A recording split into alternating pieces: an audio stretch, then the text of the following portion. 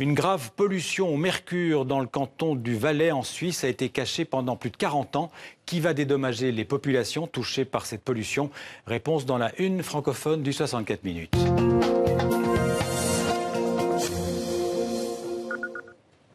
Et en cause dans cette pollution au mercure en Suisse, le groupe chimique Lonza et le canton du Valais qui savait mais qui n'a rien fait.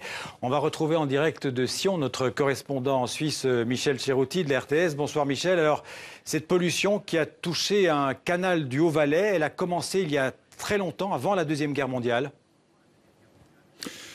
Oui, bonsoir Xavier. Effectivement, c'est une très longue histoire. Alors, cette pollution au mercure, on la connaît depuis très longtemps. Ce qu'on a appris récemment, c'est finalement quelles étaient les responsabilités et le fait que le canton du Valais et la Lonza étaient parfaitement au courant de ce qu'il se passait, et cela depuis 40 ans. Il faut savoir que la Lonza est une entreprise historique dans le Haut-Valais, entreprise chimique, qui traitait les produits, qui utilisait notamment du mercure dans la transformation de produits pour la production de chlore, par exemple, et qui, dès les années 20, entre les années 20 et 50, a rejeté du mercure, une fois qu'il avait été utilisé dans ces procédés chimiques, dans un petit canal qui lui alimentait le fleuve, le Rhône, et on parle d'une cinquantaine de tonnes qui auraient été ainsi déversées dans le Rhône entre 1920 et 1970, particulièrement dans les années 20 et 50. 250 personnes ont été intoxiquées, peut-être plus, on a en tout cas la trace de ces 250 personnes.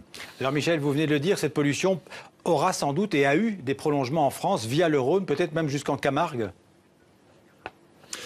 Alors, c'est possible, mais on reste dans l'hypothèse. Ce que l'on sait de manière certaine, c'est que dans les années 70, des mesures ont été faites dans le lac Léman, côté français et côté suisse. On s'est rendu compte alors que le taux de mercure était 1200 fois plus élevé que ce qu'il devait être. Donc, le mercure avait en tout cas voyagé depuis le Haut-Valais.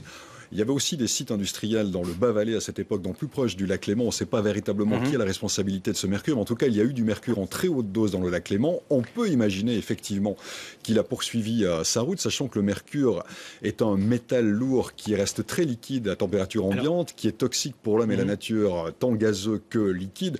Par contre, aujourd'hui, à ma connaissance, et pour avoir fait quelques recherches, il n'y a aucune mesure qui indiquerait la présence de mercure, notamment en Camargue. Aujourd'hui, le Rhône en Camargue est pollué, mais avec des PCB. Ça, c'est quelque chose aussi qui a été mis en évidence il y a quelques années déjà en France. Voilà, on reste dans l'hypothèse. Michel, brièvement, quels sont les responsables et qui va indemniser les familles des personnes intoxiquées ? Alors c'est là où le bas blesse aujourd'hui. Il faut savoir qu'un rapport avait été demandé par le canton du Valais il y a quelques années pour déterminer les connaissances de la situation dans le temps, qui était responsable. Ce rapport n'a pas voulu être divulgué par l'État du Valais. La RTS, donc la radio-télévision suisse, le demandait pour un de ces sujets. Finalement, c'était jusqu'au tribunal fédéral. Le tribunal fédéral a ordonné la publication de ce rapport. C'était le cas il y a quelques mois. Or, on a appris effectivement dans ce rapport que tant l'État du Valais que la Lonza avaient connaissance de cela. Aujourd'hui, l'État du Valais dit « Ah bah écoutez, finalement, on ne va pas se tourner vers le passé, il n'est pas question d'indemniser ni même de faire des excuses. Ce qui est important, c'est d'assainir les sols, ce qui est en cours. » La Lonza, elle, a déjà signé un partenariat afin d'assainir les sols et de payer ce qu'elle devait. Mais on reste aujourd'hui dans quelque chose qui risque de devenir un dossier politique assez brûlant pour le gouvernement actuel valaisan. Merci Michel pour ces précisions sur cette pollution en Suisse, donc depuis Sion. Merci beaucoup.